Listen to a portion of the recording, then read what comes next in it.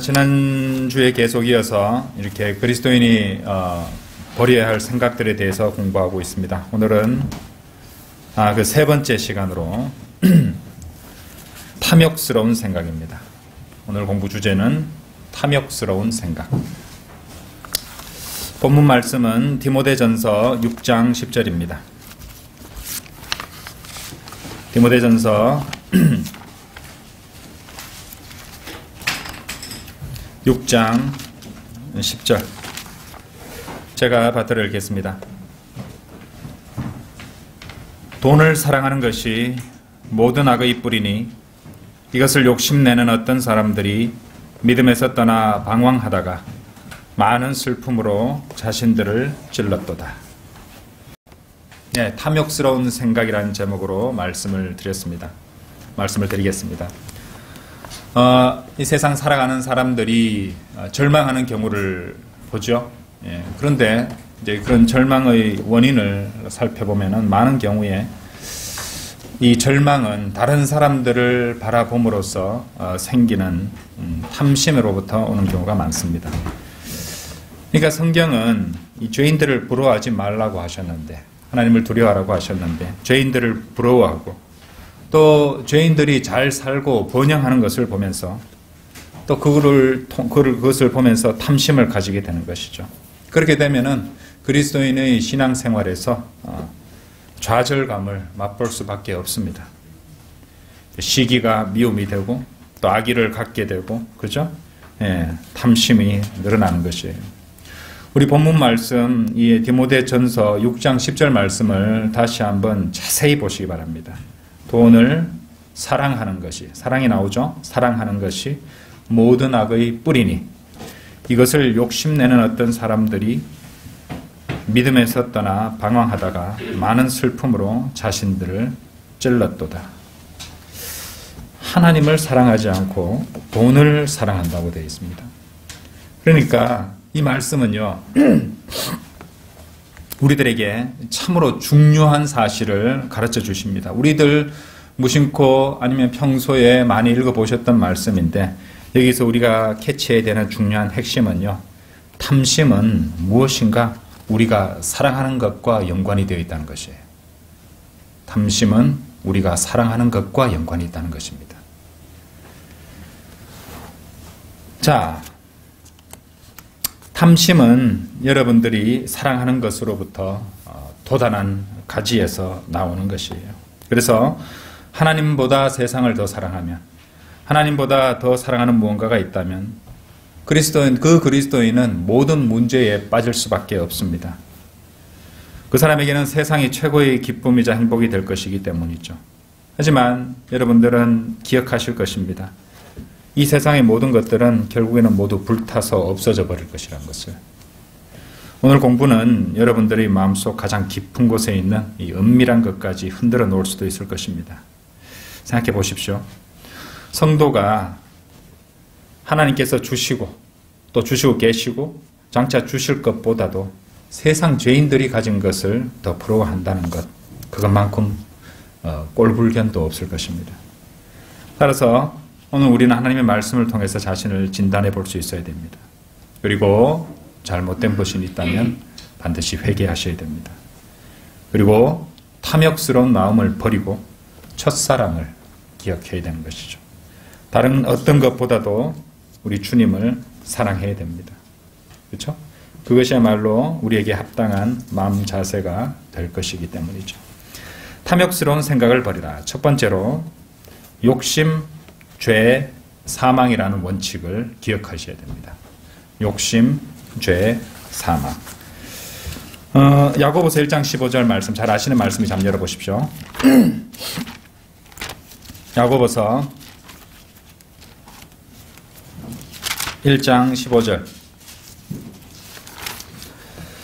그러므로 욕심이 잉태하면 죄를 낳고 죄가 장성하면 사망을 낳느니라. 예. 제가 이제 해외에서 인도에서 일어났던 일 하나를 소개해 보겠습니다. 인도에 그러니까 1990년 초하고 2007년 사이에 인도의 독수리 개체수가 97% 이상 감소해버린 그런 일이 있었다고 합니다. 근데 독수리들을 이렇게 해부를 해보니까 사인이 공통적으로 신부전증이었다는 것이. 왜 그런가 봤더니만은 이제 인도 사람들이 이 젖소의 우유 생산을 늘리기 위해서 약물을 사용했대요. 이제 그 소들이 이제 죽게 되면은 그 인도는 소고기 안 먹으니까 그죠? 그 사체들이 이제 독수리들이 다 독수리나 들개들의 차지가 됐는데 이 독수리들이 죽은 젖소들의 사체를 갖다가 그러니까 약물에 오염된 것이잖아요. 그것을 갖다가 먹고 그 약물에 중독돼 버렸다고 합니다. 그러니까 독수리들이 막 거의 다 죽어나가 버린 것이에요. 그러니까 이제 죽은 젖소들의 사체는 들개들의 차지가 돼 버렸다는 거죠. 이제 독수리들이 많이 먹었는데 들개들이 다 먹으니까 들개들의 개체수가 급격하게 늘어나 버렸다고 합니다. 예. 그러니까 어떤 일이 벌어졌냐? 들개들 중에 광견병 걸린 들개들이 또 엄청나게 증가했다는 것이에요. 그래서 어떤 일이 벌어졌냐면은 1970년만 해도 인도에서 3만 명이 넘는 사람들이 이 광견병에 걸려서 병으로 죽었다고 하는 것입니다. 마치 이렇게 이 성경에 방금 읽으신 이 야고보서 1장 15절 말씀을 보여주는 우화 같죠. 이제 욕심을 가지고 우유 생산을 늘리려고 약물을 썼는데 그래서 생태계를 교란해 버리는 죄를 지었던 것이고, 근데 그 결국에는 그것을 때문에 인간들이 더 많은 수가 죽게 되는 그런 사망을 초래한 일이 발생했다는 것입니다. 여기도 욕심, 죄, 사망이라는 원칙을 어렵지 않게 발견할 수 있는 것이에요. 우리가 섬기는 하나님은 모든 인간이 무엇을 심고 있는지 다 알고 계십니다. 그리고 그 심은 것에 따라서 다 거두게 하십니다. 이 주소의 법칙이죠. 갈라디아서 6장 7절에 속지 말라. 하나님은 우롱당하지 아니하시느니 이는 사람이 무엇을 심든지 그대로 거둘 것이기 때문이라. 말씀은 진리입니다. 추수의 법칙인 것이에요. 그래서 욕심을 심으면 죄가 나오는 것이고, 죄를 지으면 죄의 싹은 사망이므로 그대로 말씀대로 이루어지는 것입니다. 죄인이든지 구원받지 못한 죄인이든지 구원받은 그리스도인이라도 예외가 없습니다.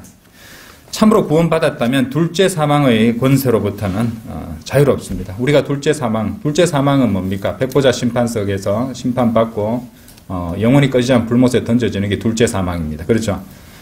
하지만 여전히 이제 그 구속받지 않은 육신은 죽음을 맞이할 수 있다는 것을 알아야 되는 것이에요. 고린도전서 11장 30절에서는 구원받은 성도들에게 이 때문에 너희 가운데 많은 사람이 약하고 병들었으며 상당수가 잠들었느니라 이렇게 말씀하시거든요. 약하고 병들다가 잠든다는, 죽는다는 것을 의미합니다. 왜냐하면 그리스도인은 다시 깨어나기 때문에, 그렇죠? 부활하기 때문에 그런 말편을 썼다는 것이죠. 그야말로 욕심은 죄인이든 구원받은 성도이든 욕심은 죄로, 죄는 사망으로 이어지는 이 원칙을 피할 수는 없는 것입니다. 특히 그리스도인에게는 이 욕심은 참으로 치명적이라는 것을 늘 명심하고 경계해야 됩니다. 욕심은 첫 번째로 육신으로 하여금 성령을 거슬러 행하게 합니다. 예. 그러니까 이제 죄로 이어지는 것이잖아요. 그죠?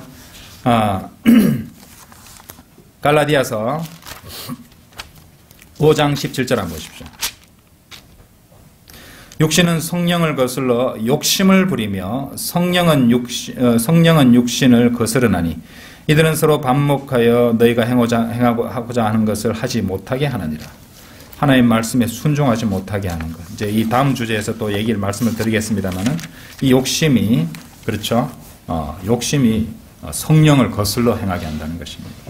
또한 탐욕은 사람의 마음 속에서 아무리 그 사람이 하나님의 말씀을 읽고 듣는다 할지라도 하나님의 말씀을 억눌러 버려서 그 말씀이 열매를 맺지 못하게 방해하는 역할을 합니다. 마가복음 4장 한번 열어보십시오. 마가복음 4장 19절. 이 세상 염려들과 재물의 속임수와 다른 일들에 대한 욕심이 들어와 말씀을 억눌러 열매를 맺지 못하게 하는 자들이요. 왜 열매가 맺히지 않는가? 욕심이 억누르고 있는지 살펴봐야 된다는 것입니다. 자, 더 나아가 탐욕은 음행과 우상 숭배의 죄로 이어져서 유업을 받지 못하거나 상실하게 만들 수도 있습니다. 에베소서 5장 5절에서는 너희가 이것을 알거니와 음행하는 자나 더러운 자나 욕심 많은 자, 곧 우상 숭배자는 이래 말합니다. 그죠? 욕심 많은 자, 곧 우상 숭배자는 누구든지 하나님과 그리스도의 왕국에서 상속받을 것이 없느니라.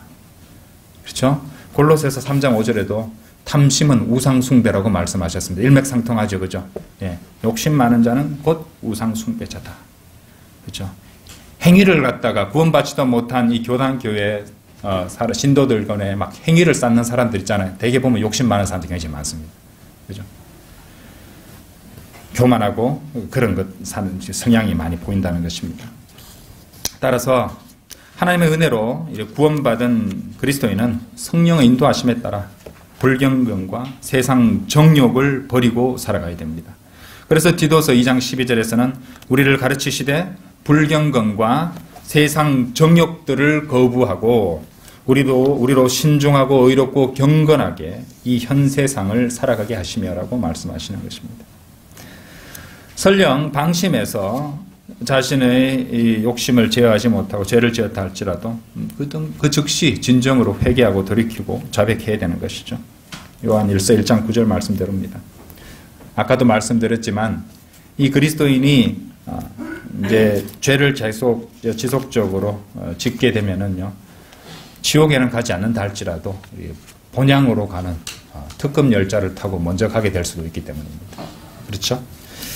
탐욕스러운 생각을 버리라. 두 번째로, 아까도 잠시 말씀드렸지만 탐욕은 순종의 방해물입니다. 탐욕은 순종의 방해물입니다. 자, 사무엘상 한번 열어보시죠. 사무엘상 15장입니다.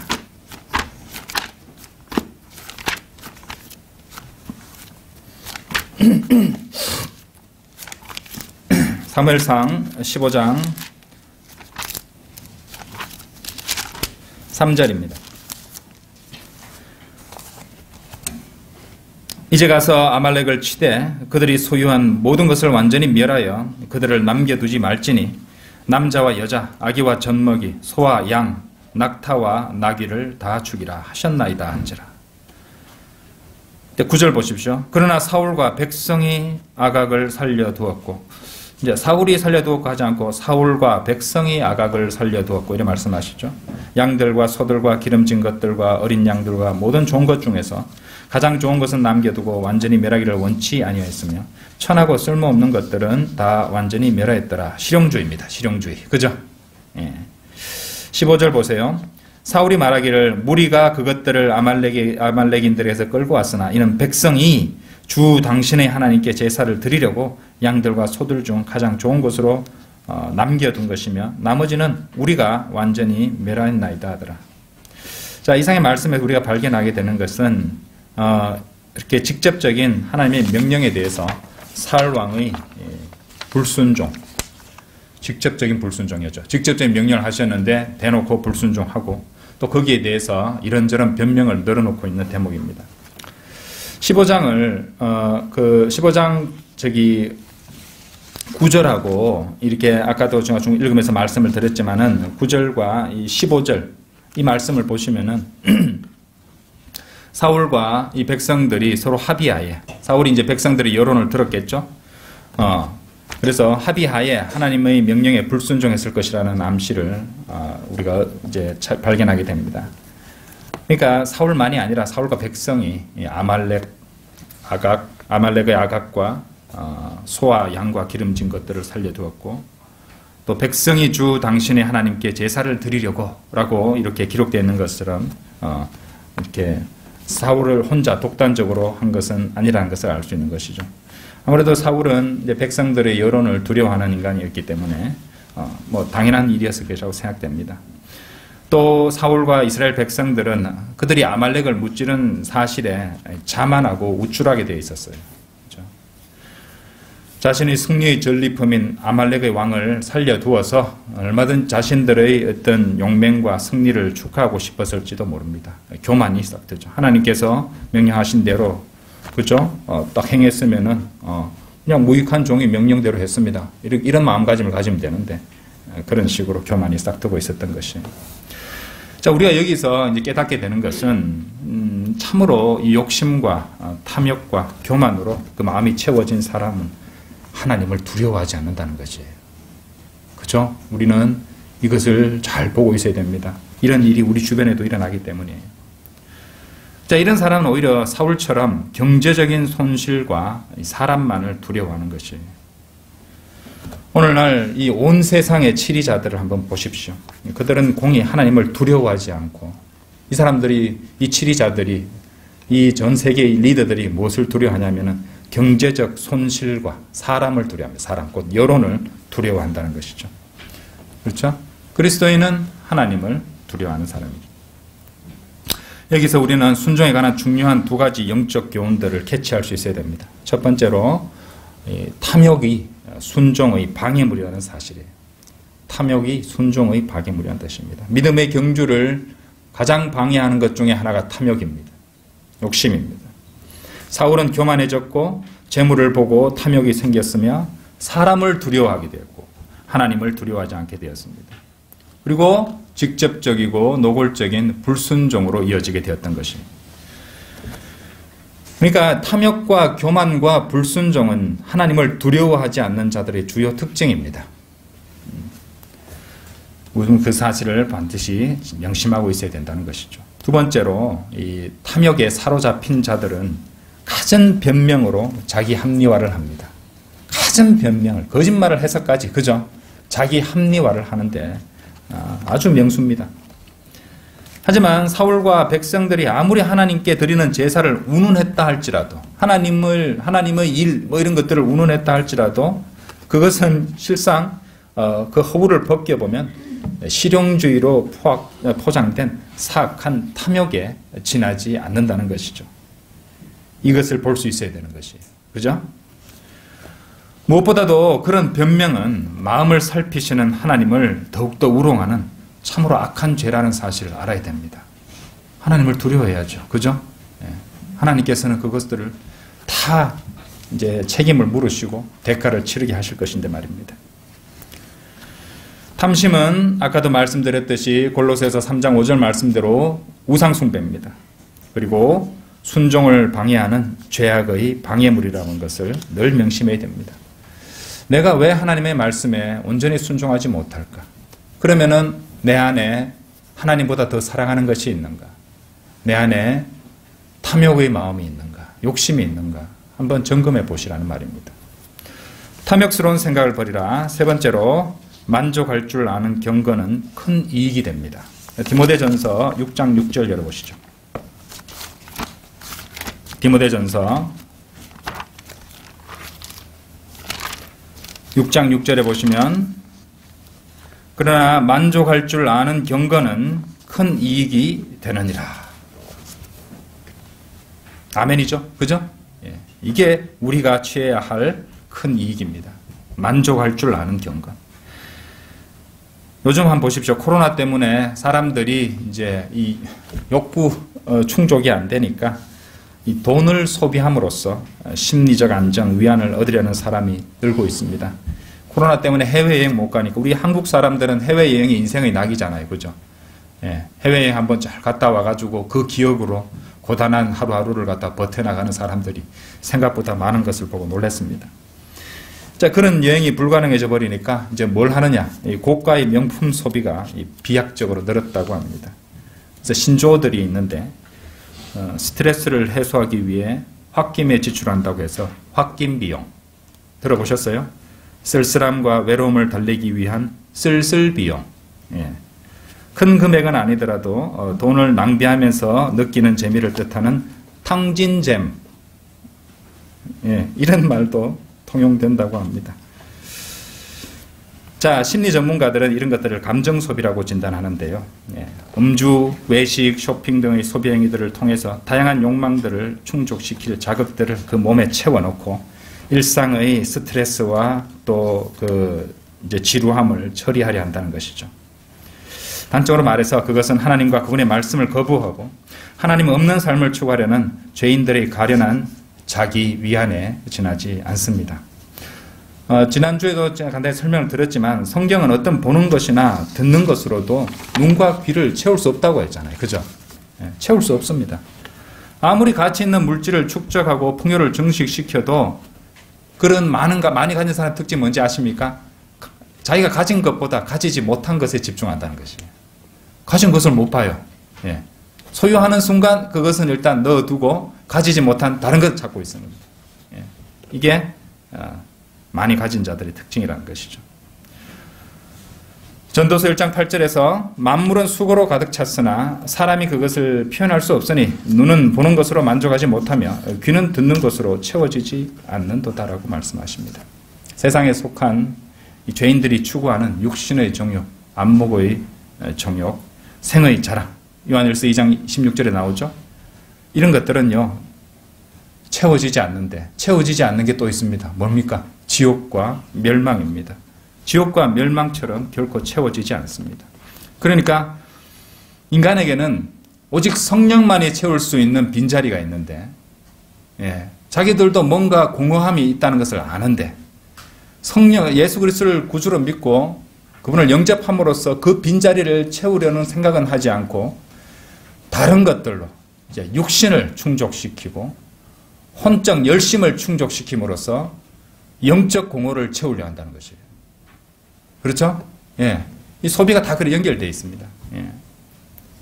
그 근원까지 추적해 보면은 결국에는 그 영이 죽어 있는 그 공허한 상태가 그 근본적인 원인이 된다는 것이죠.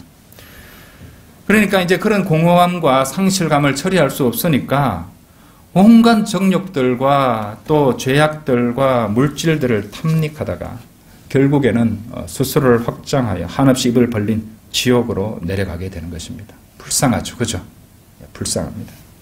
잠언 27장 20절에서 지옥과 멸망은 결코 가득 차지 않으며 사람의 눈도 결코 만족함이 없느니라. 이사야서 5장 14절에서도 지옥은 스스로를 확장하였고 한없이 입을 벌렸으니 그들의 영광과 그들의 많은 무리와 그들의 허영과 기뻐하는 자가 그곳으로 내려가리라 그랬습니다. 방금 제가 읽어드린 이 말씀을 한번 비교해 보십시오. 인간의 채울 수 없는 욕망 그리고 채워지지 않는 지옥이 연결되어 있습니다. 하나님께서는 그것을 깨닫기를 바라실 것입니다. 그렇죠? 그래서 한시라도 빨리 구원받지 않았다면 예수 그리스도를 영접하여 그 영적인 공허함을 채우고 하나님의 자녀로 모든 필요를 공급받는 그런 성도가 사람이 되어라고 말씀하시는 것입니다. 성경 말씀대로 제어되지 못한 욕심은 반드시 죄로 이어지게 됩니다. 그리고 그 죄의 삭은 사망입니다. 죄의 삭은 사망이요 하나님의 선물은 예수 그리스도 우리 주로 말미암아 영원한 생명이 때문이라. 로마서 6장 23절에 왜 그 말씀이 나오시나요? 죄의 삭은 사망이요. 죄 전에 뭐가 있었어요? 욕심이잖아요. 그죠? 욕심이 끊임없이 채워지지 않는 그 욕심. 그죠? 근데 그것은 결국에 사망인데 그 사망으로 이제 죽어서 또 둘째 사망으로 이어져서 채워지지 않는 지옥으로 떨어지는 말고 하나님의 선물은 예수 그리스도 우리 주님을 하면 영원한 생명이기 때문이라. 그러니까 인간의 그 탐심과 욕망의 끝과 그것의 해결책을 보여주는 말씀이 로마서 6장 23절입니다. 여러분 그 말씀 그만큼 놀라운 말씀이에요. 그죠? 하나님의 말씀 그렇게 놀라운 말씀입니다. 탐욕에 사로잡혀서 평생을 죄에 빠져 살다가 죽은 죄인은요 영원히 지옥에서 불타게 됩니다. 그리스도인들도 구원받았다고 나는 괜찮겠지 생각하지 마십시오. 그리스도인들도 탐욕을 경계해야 됩니다. 구원받은 후 육신을 죽은 것으로 여기고 자신의 몸을 의의 병기로 내어줘야 할 성도가 십자가에 못 박아 죽은 육신의 정욕을 충족시키는 삶을 살고 있다. 그 사람이 그리스도의 심판석에서 보게 될 것은 정말로 견딜 수 없는 수치심, 그렇죠? 그리고 허탈함, 후회감을 느끼게 될 것입니다. 그리고 조금이라도 섬김처럼 보였던 것들이 불붙은 나무나 짚이나 그루터기로 재가 되어가는 것을 보게 되면서 얼마나 후회하겠습니까? 그 생각만 해도 끔찍한 일이 아닐 수 없습니다. 물론 지옥에 떨어진 죄인들과 달리 구원받은 성도는 그 사람 자체가 불타는 것은 아니죠. 그리스도 앞에서 그런 자신의 구원받은 후 몸으로 행한 것들, 그리고 자신의 은밀한 생각들까지 이 모든 것들이 심판받고 불타는 것을, 죄가 되는 것을 보는 것은 참으로 비참한 일이 될 것입니다. 그런 모습은 우리의 모습이 되지 않아야 될 것입니다. 다시 말해서 그리스도인은 구원받지 못한 죄인들과 달라야 됩니다. 왜 그렇습니까? 우리에게 능력을 주시는 그리스도를 통하여 모든 것을 할 수 있다고 성경은 말씀하십니다. 빌립보서 4장 한번 열어보십시오.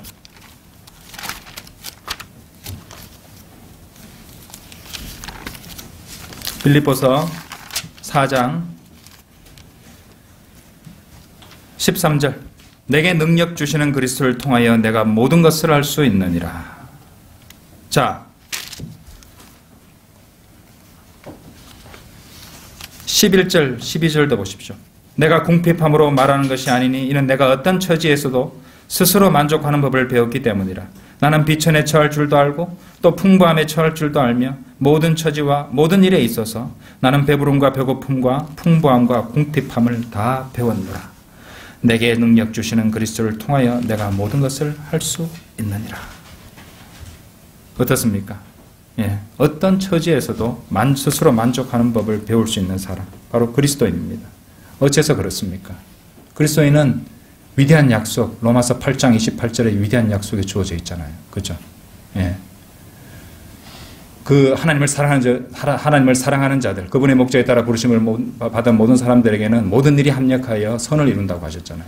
그러니까 하나님께서는 모든 것을 주관하시고 통제하시고 우리의 가장 좋은 것을 주시니까 풍부하든 비천하든 궁핍하든 넉넉하든 그 모든 것이 우리의 가장 필요한 것이라는 것을, 그리고 지난 후에 참으로 우리에게 필요한 것을 주셨구나 하고 주님께 감사드리고 아멘할 수 있는 그런 것입니다.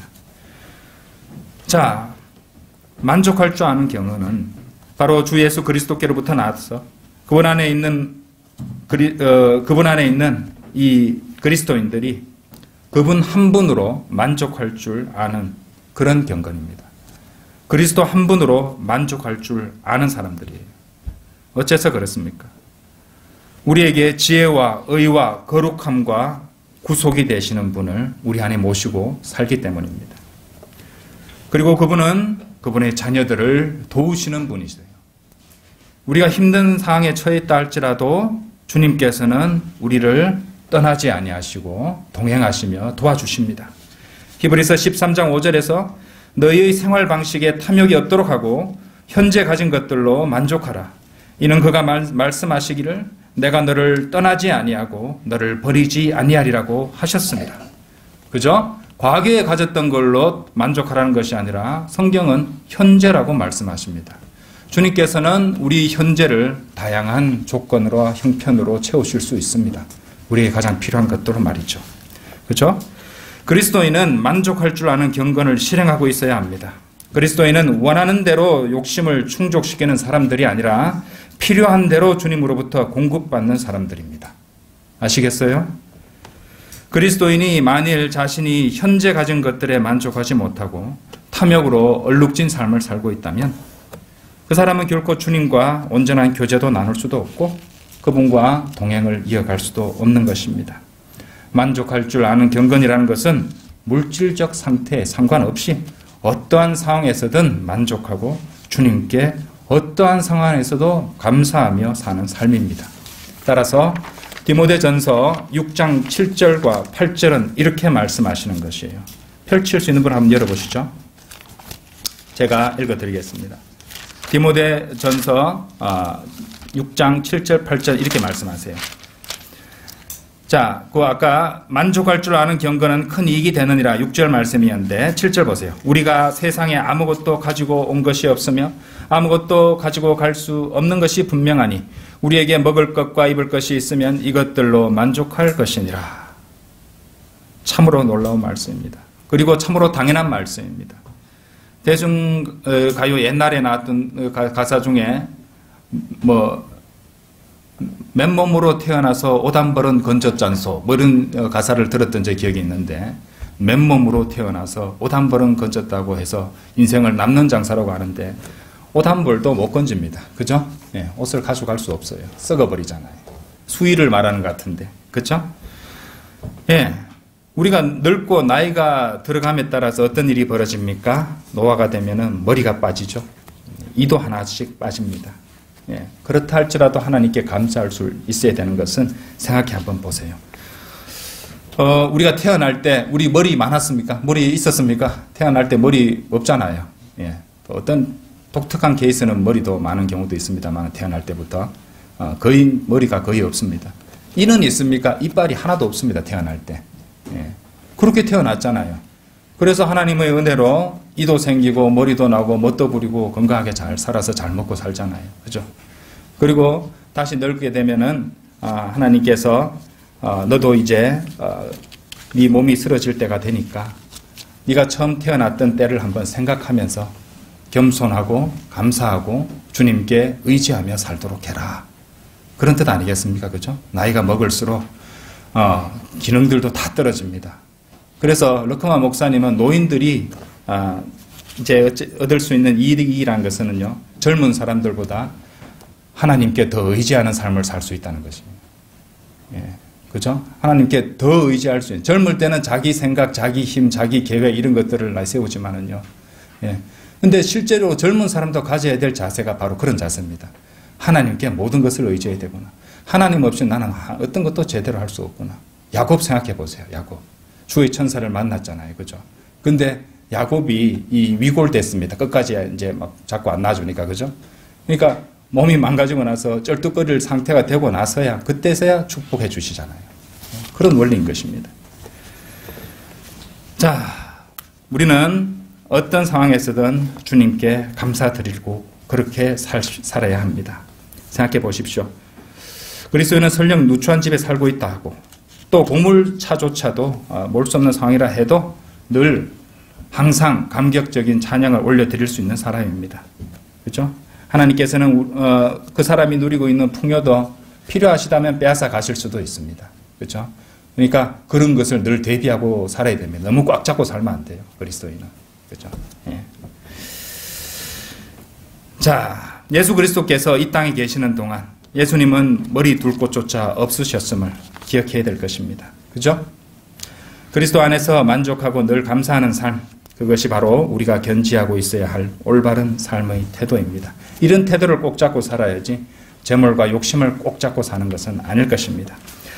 자, 결론적으로 탐심을 처리하지 못하는 사람의 마음 상태를 보여주는 말씀이 있습니다. 잠언 24장 한번 열어보십시오. 잠언 24장.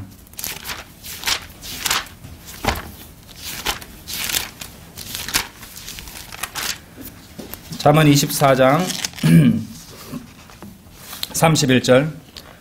보라, 농작물이 온통 가시나무와 더불어 자랐으며 엉겅퀴가 그 지면을 덮었고 돌담이 무너졌느니라. 어떻습니까? 이게 우리의 마음밭의 상태라면, 이게 우리의 마음 상태라면, 탐욕으로 얼룩진 우리 마음 상태라면 어떻게 되겠습니까? 그러니까 우리는 탐욕스러운 생각들을 뽑아내고 제거하기 위해서 부지런히 마음밭에 김매기를 해야 합니다. 그 이어지는 말씀들을 한번 보세요. 좀 더 자자, 좀 더 졸자, 손을 모으고 좀 더 자자 하면 내 빈곤이 여행자같이 올 것이요 내 빈궁이 강도같이 이르리라. 영적 파산자, 영적 거지가 되어버릴 수 있다 이 말입니다. 농부는 농사 짓는 1년 내내 노심초사 신경을 쓰죠. 수고합니다. 옛말에도 작물은 농부의 발자국 소리를 듣고 자란다고 하지 않습니까? 애써 가꾼 작물들을 노리는 해충들이 얼마나 많습니까? 산짐승이 내려와서 가꾸는 농작물을 먹어치우는 일, 태풍과 같은 천재지병, 병충해는 또 어떻고요? 늘 위험이 도사리고 있는 것입니다. 그것이 다가 아니죠. 농부가 논밭을 갈고 씨를 뿌리고 싹이 트게 되면 그때부터 이 김매기는 추수의 시점까지 계속되어야 됩니다. 잠시만 방심을 해도 이내 밭이나 논은 잡초들로 뒤덮이기 일쑤입니다. 예. 농작물에 물을 줄 때도 조심해야 되는 것이에요. 얘기를 들은 적이 있는데요. 깨끗하게 보이는 시냇물에도 작은 잡초 씨앗들이 섞여 있기 때문에 이제 깨끗하게 보이는 물이라고 그 물을 주면은 괜찮을 거라고 생각했는데 알고 봤더니만 잡초 씨앗들이 들어와서 또 잡초밭이 되어버리는 그런 경우도 있다고 한답니다. 바람을 타고 들어오는 잡초 씨앗들도 있다고 합니다. 한시도 방심할 수 없는 것이 농사일인 것이에요. 자, 제가 비유적으로 말씀드렸습니다. 그죠? 예. 이런 것들을 다 솎아내야 되는 것이에요. 성도 마음밭에도 김매기를 해야 됩니다. 치열한 영적 전투의 장인 우리 마음속에는 원하는 것보다 원치 않는 것이 더 자라나기 쉽습니다. 로마서 7장 8절이 이제 그것을 보여주죠. 성도가 정상적인 성장을 이루지 못하는 이유들 가운데 하나는요, 이런 잡초들의 방해가, 또 가시덤불, 가시나무 이런 것들의 방해가 대표적인데, 주님께서는 그런 것들이 세상 염려들과 재물의 속임수와 다른 일들에 대한 욕심이라고 말씀하십니다. 그것이 말씀을 억누른다고 친히 설명해 주십니다.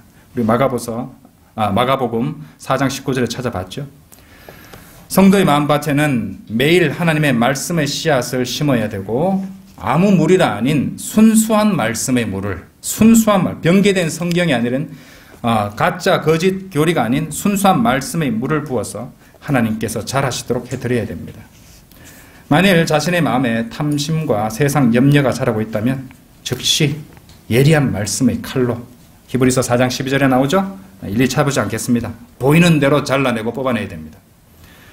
거짓 교리나 변개된 성경의 오염물들이 뿌려지는 것을 경계하고, 성도를 흔들어대는 믿음의 시련이 불어올 때면 굳건한 반석을 세워서 막아야 합니다. 성도 여러분, 세상과 육신적 자아를 사랑하는 이 탐심과 욕심을 뽑아내십시오. 그리고 그 뽑아낸 자리에 주님에 대한 사랑만을 심읍시다. 시들어버린 이 첫사랑의 이파리 아래로 맑은 말씀의 물을 계속해서 공급해주면 다시금 싱싱한 사랑의 꽃이 피어날 수 있습니다. 그래서 오직 그 꽃망울이 주님만 향하게 해야 됩니다. 처음에 제가 말씀을 드렸듯이 탐심은 우리가 사랑하는 것으로부터 온다고 말씀드렸습니다. 그러니까 우리의 사랑이 주님을 향한 사랑이 되지 않는다면 그것은 언제라도 탐심으로 변해버릴 것입니다. 첫사랑을 기억하라고 하신 이유가 바로 그것입니다. 그죠?